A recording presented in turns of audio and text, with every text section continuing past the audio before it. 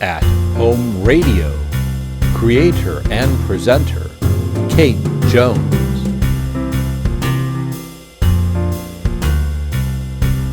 Music, video, produced by Jonathan, the producer.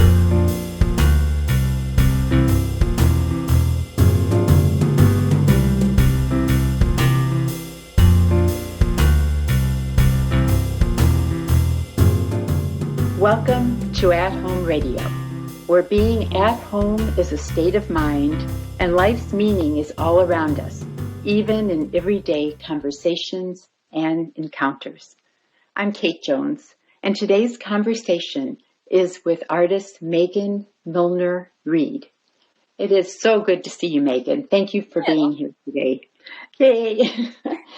We've had some nice conversations. Yes. I'd like to start out today with your intention behind the art that you create.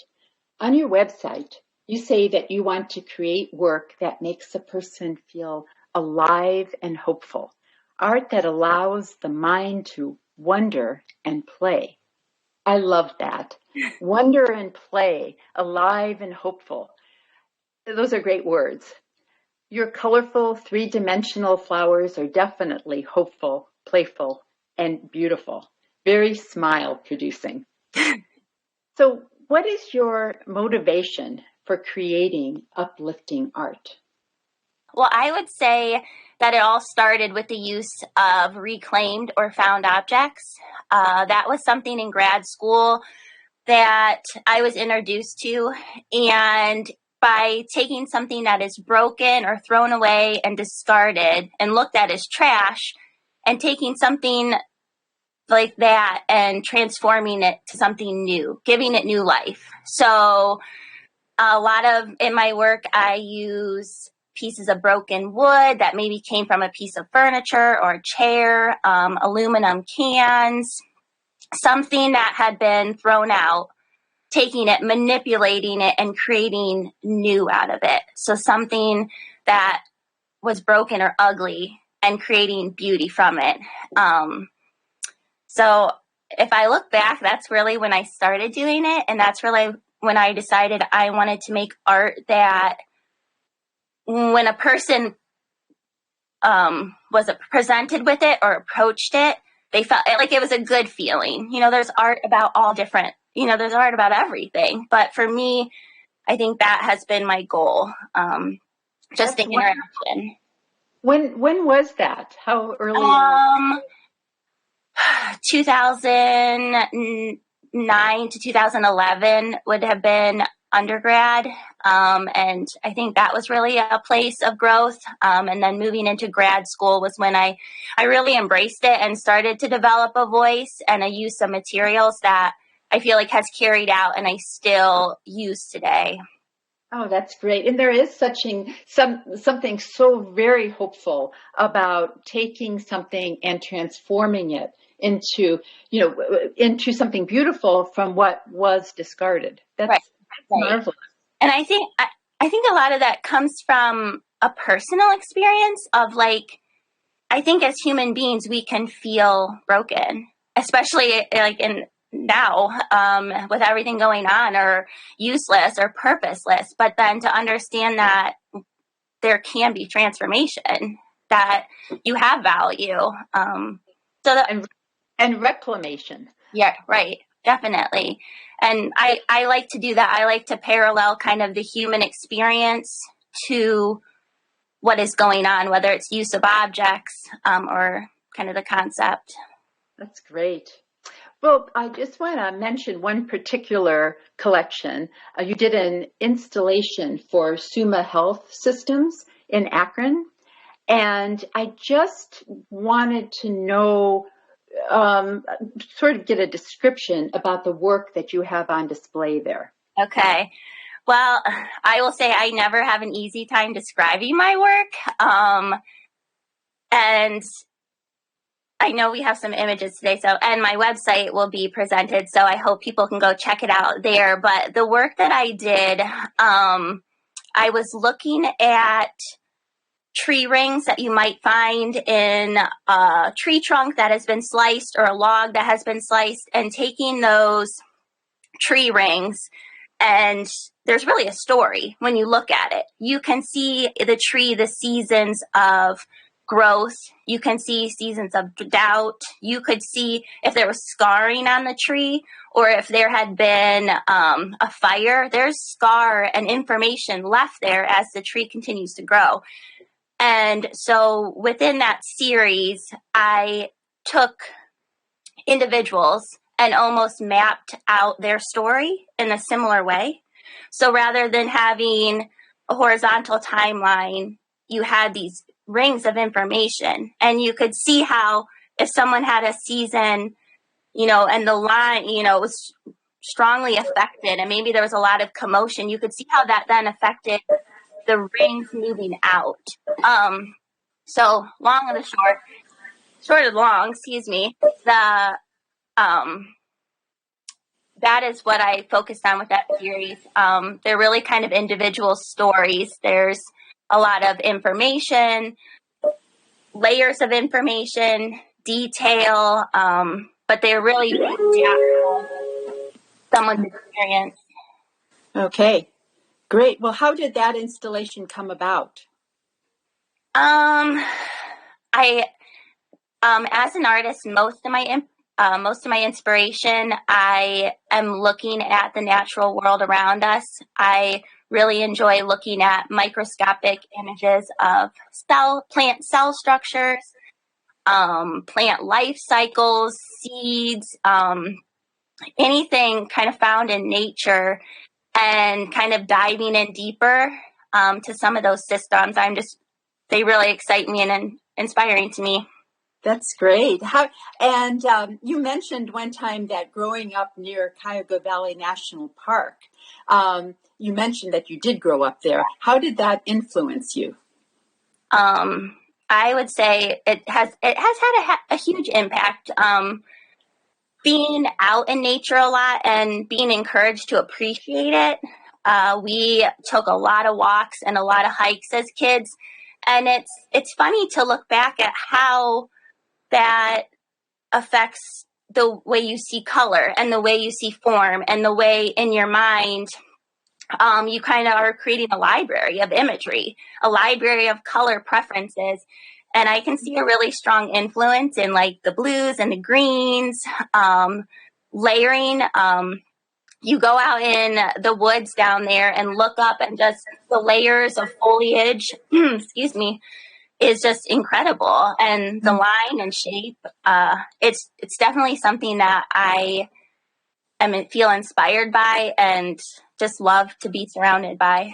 Yes, even the cellular structures of plants and the complexity in nature, and you have spoken about that too, and just that's so interesting because that all works itself into your art.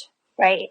Yeah. Now I take my kids out there to hike all the time, living 5 minutes away, and it's beautiful. It's incredible. The tiny little ferns, the moss growing. It's very like whimsical, kind of a fantasy. And those are the details that I like to capture. Those are I think why I like to have small line drawing in my painting, or small, tiny, delicate, intricate pieces within my work. It's that as a kid, I was so drawn into the discovery of, what's in this little creek bed. And I think I really look to that, and that is really in my library when I go put it down on paper. That's great. It really is a discovery, isn't it? Yeah, it is. And I also really like how you explore the seasons in your art. And I would really like it if you would talk about that and the parallels you see between the seasons in nature and the seasons of human lives. Yeah, it is definitely a concept that I have visited a lot. If you're familiar with the term of a meta-narrative, and it's that idea of kind of the story of the seasons that we know. In Ohio, we have 4 pretty distinct seasons, which I know that's not true to probably all of our listeners. But here, we get snow, we get the rain, and then we have the hot summer and the beautiful falls. And that connection to the seasons and their cycle, I feel as human beings, we also go through really similar things. And so that's why when I said meta narrative, that would be how I would describe that. But as far as my work is concerned, I do really like to kind of delve into that concept and present. Oftentimes in a series, I will have 4 pieces that represent those 4 seasons, and kind of their dependence upon each other. I'm trying to, sorry. And that's okay. Well, there were two ideas in one question. You talk about the seasons of human life too, and how we have droughts in our lives, or we have, the difficulty, like the damage done to a tree, the scarring is in the trunk or of the tree, and when we're in the midst of whatever we're going through, we can't understand it at all. And yet, looking back, that's when the gift, a lot of times it's when we get the gift of what has happened, what has changed, how we have changed and how we were affected, and sort of the meaning of it all. Right. Yeah. I like, speaking of like drought and like the cold and the dormancy of like winter, I think oftentimes we can get stuck and think that this is it, and not see the necessity for times to be still and for times to settle in, to relax, and that something is coming, and that we need that rest for what is coming, the spring. And it's amazing when you dig deeper into that with our the seasons and like a tree's cycle, where it needs to rest. If it doesn't rest, it cannot, like those blooms cannot explode out of it in the spring. And so it's just, I do really love that parallel. And then even the parallel of, moving into like the fall and the abundance, where oftentimes you're running low or dreary, but then fall, the abundance and growth is coming, and the harvest is coming. And so I think that meta narrative can be very hopeful. I think it's not good to get stuck in your mind in one season, but knowing that there's a cycle and knowing that there's hope. So is it fair to say that you explore life's meaning through your artwork? I guess I've never thought of it that way. I guess I create because that's a gift and an ability that I've been given. That's kind of my voice. And I guess I do it because it's what I've been created and able to do, capable of doing. And like we are each given such different abilities and different ways to have a voice, that I think I just do it because it's how I'm designed. Like I can't not do it. And like that said, you look around you and it really gives you appreciation for other people's skills and abilities, because that's how they're designed to work. That's how their mind works.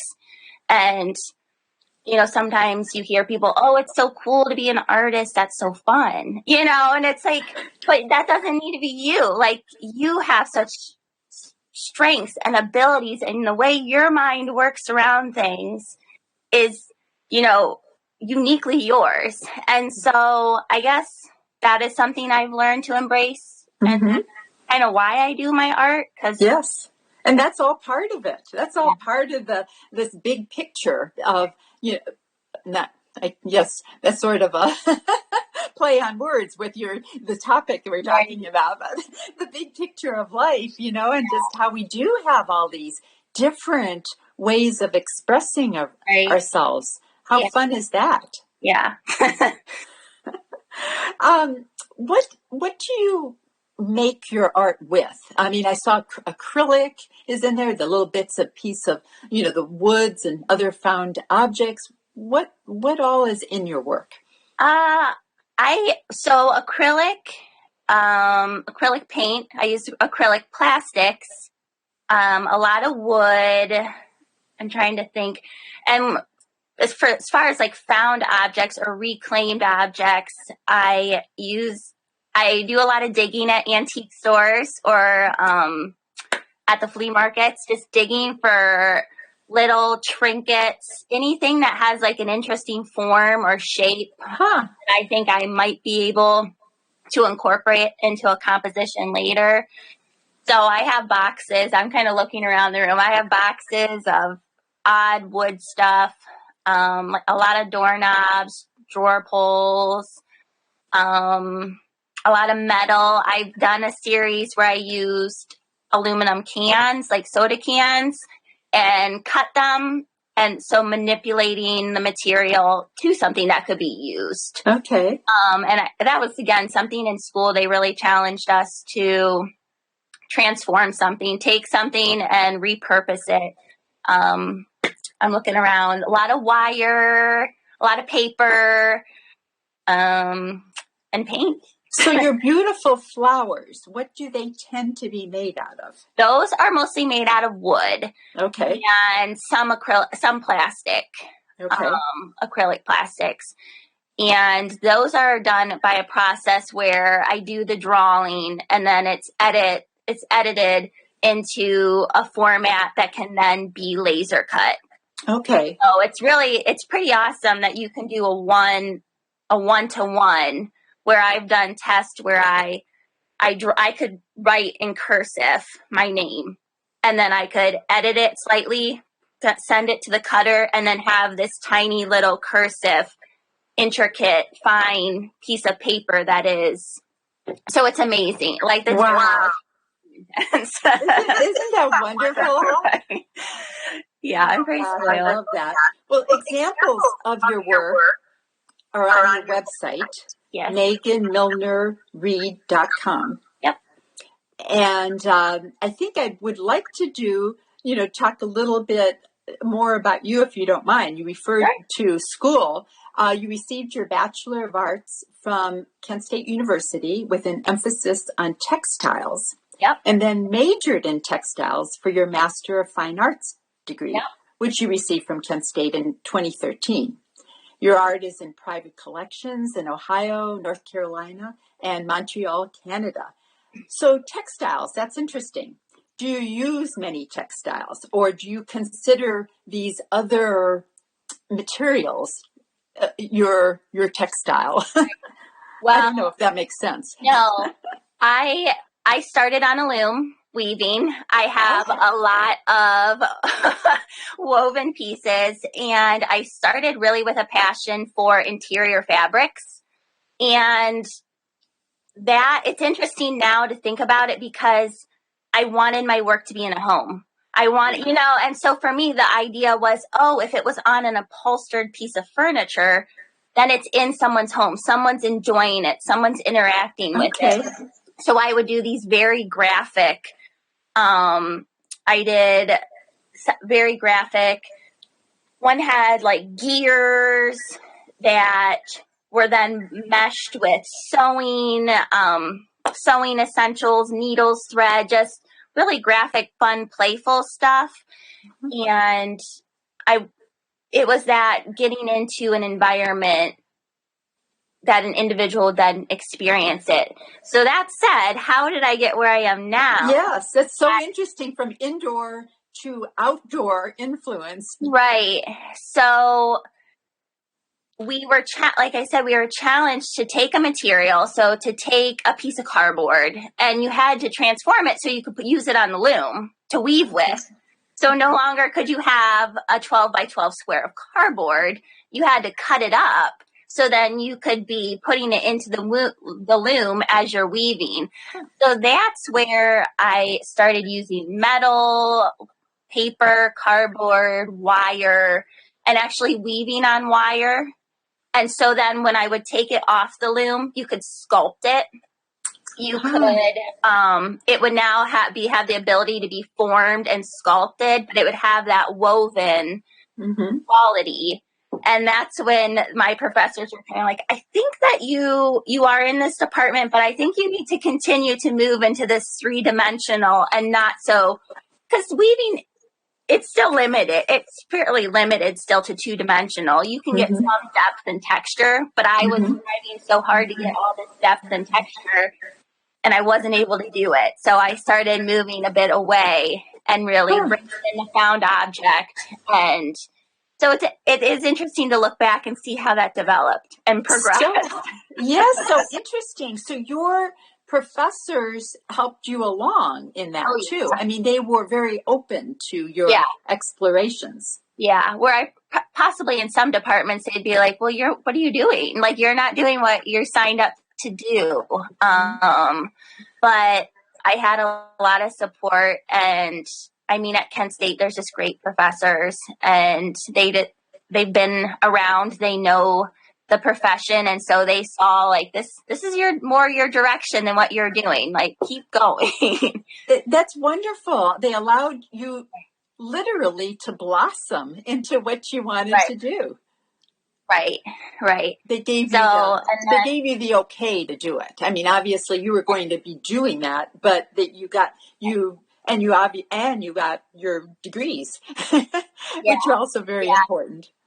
Yeah, and like I said, with interior fabrics, it was a longing to have work that was in someone's home that was one of a kind, and I feel now I'm able to do that, but it's like a different direction. It's a different like venue or vehicle to get there, but it works, and I'm really excited about it. It's really fun.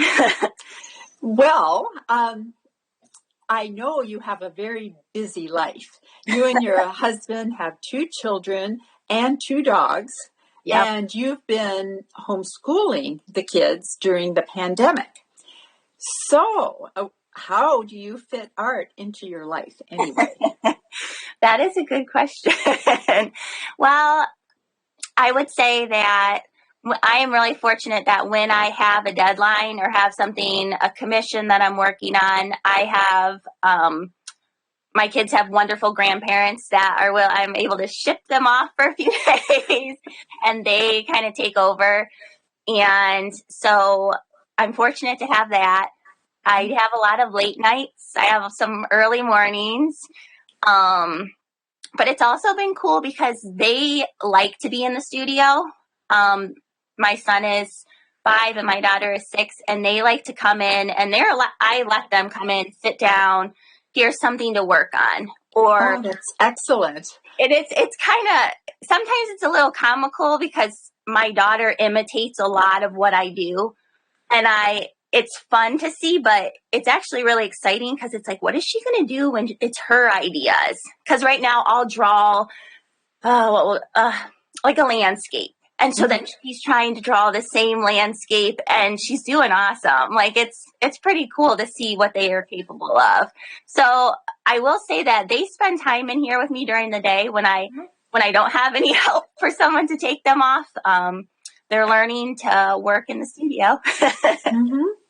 So, yeah. And they're gaining an appreciation, a real hands-on appreciation for art. Yeah. I would, and I integrate a lot of what I do into our homeschooling. We do a lot of dimensional. I've made backdrops for them for plays.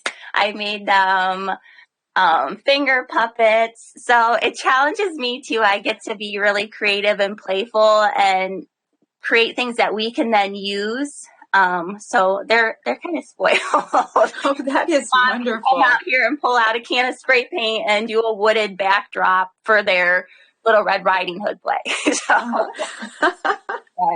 How fun. That's great. Well, is there anything else you'd like to say about your work, Meaghan, or about art in general?